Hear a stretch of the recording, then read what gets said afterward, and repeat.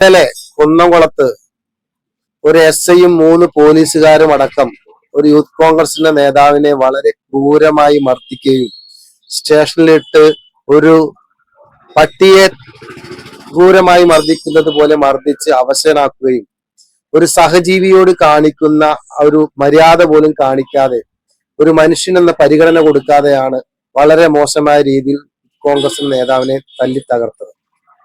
അതിൽ പ്രതിഷേധിച്ച് ഇന്ന് മലപ്പുറം ജില്ലാ യൂത്ത് കോൺഗ്രസ് കമ്മിറ്റി സംഘടിപ്പിച്ച മാർച്ചിലും ഇതുപോലെ പോലീസ് നരനായാട്ട് നടത്തിയിരിക്കുകയാണ്.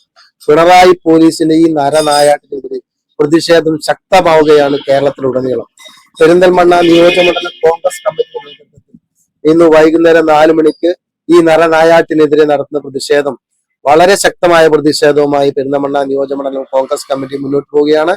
4 മണിക്ക് ജനാധിപത്യ വിശ്വാസികളെ എല്ലാ ആളുകളെയും ആ പരിപാടിയിലേക്ക് ഞങ്ങൾ സ്വാഗതം ചെയ്യുകയാണ്. ഇത്തരം പോലീസിനെ പിണറായിയുടെ സർക്കാർ ഇങ്ങനെ അഴിച്ചുവിടാനാണ് ഉദ്ദേശമെങ്കിൽ ശക്തമായ രീതിയിൽ പ്രതിരോധിക്കുകയും ഇതിനെതിരെ പ്രതിഷേധം ശക്തമാക്കുകയും ചെയ്യുമെന്ന് കോൺഗ്രസും യൂത്ത് കോൺഗ്രസും ഈ നേതൃത്വം നടത്തുമെന്ന് അറിയിക്കുകയാണ്.